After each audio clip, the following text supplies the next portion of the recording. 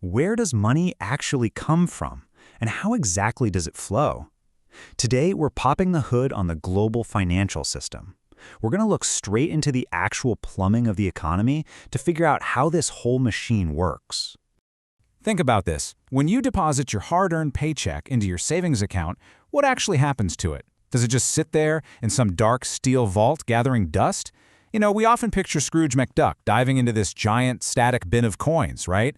But honestly, that couldn't be further from the truth. Your money is actually about to go on a really incredible, highly dynamic journey.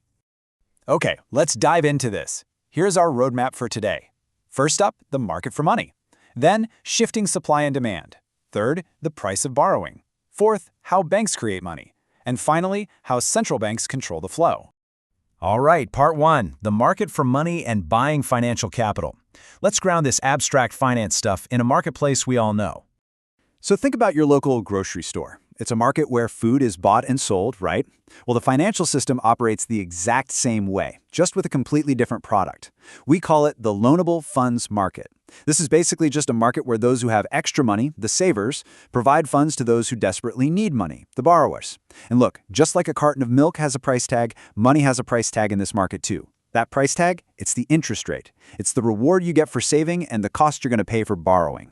Now, let's look at who's actually in this market. The suppliers are the savers. We're talking everyday households putting money away for retirement, successful businesses parking their profits, or foreign investors looking for a safe place to store their wealth. On the flip side, the demanders are the borrowers. These are businesses taking out loans to build massive new factories, families taking out mortgages for a new home, or even governments borrowing to cover their budget deficits. So basically, the suppliers hand over the cash and the demanders ask for it. Simple enough, right? Moving on to part two, shifting supply and demand. So what real-world events actually move this market? And this brilliantly illustrates what happens next. The market naturally hunts for a perfect center, an equilibrium. It's this magical point right here where the interest rate perfectly balances the borrowers and the savers. If you push the rate artificially high, you get an excess supply of cash. But drop it too low, and you're going to create a massive shortage. The market is always seeking that perfect balance.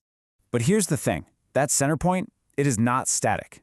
If people suddenly decide to save way more for retirement, or say a government runs a budget surplus, or foreign investors just pour money into the country, the total supply of loanable funds increases. The curve shifts to the right.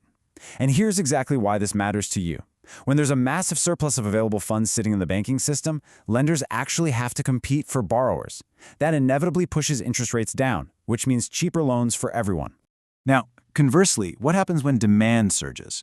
Let's say businesses are super confident about future profits and want to expand, or governments are running massive deficits. That creates a major shortage of available funds. Think about it. If consumers feel incredibly secure in their jobs and suddenly all decide to buy homes at the exact same time, they need capital. And just like any product that's in high demand but short supply, the price of borrowing, that interest rate, just shoots straight up. Which brings us to part three, the price of borrowing.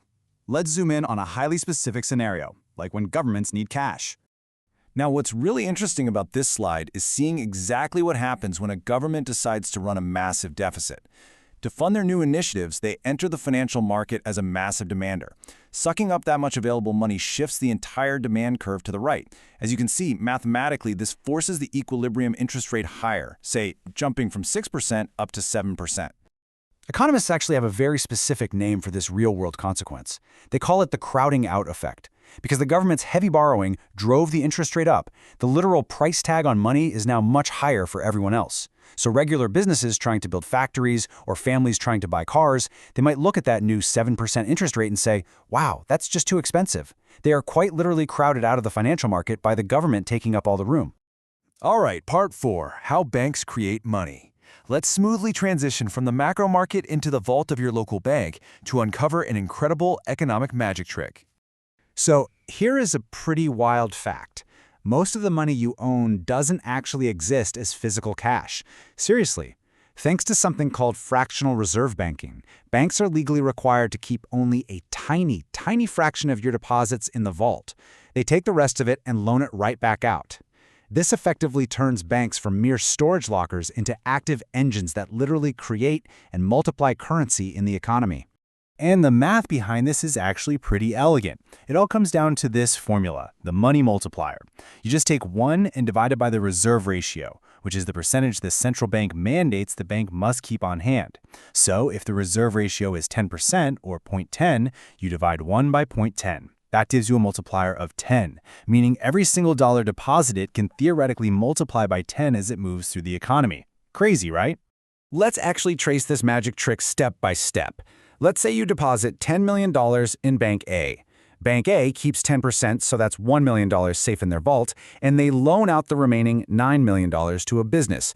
Then that business spends the money on equipment, and the seller takes that $9 million and deposits it into Bank B.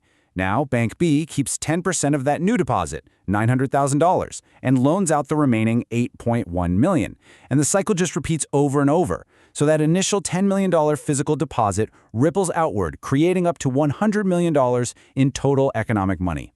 Which leads us nicely to part 5, central banks control the flow. It's time to look at the puppet masters overseeing this whole multiplying ecosystem.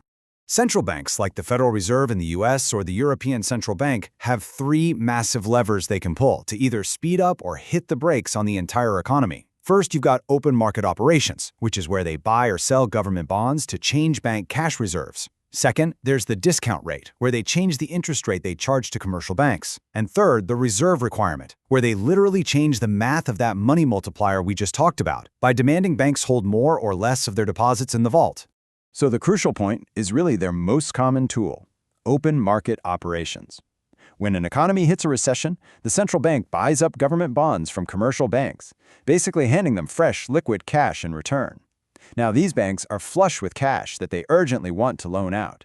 This massive new supply drives interest rates down, which is exactly why your car loan or your mortgage gets so much cheaper during an economic downturn. It boosts the money supply and acts as a massive economic rescue plan.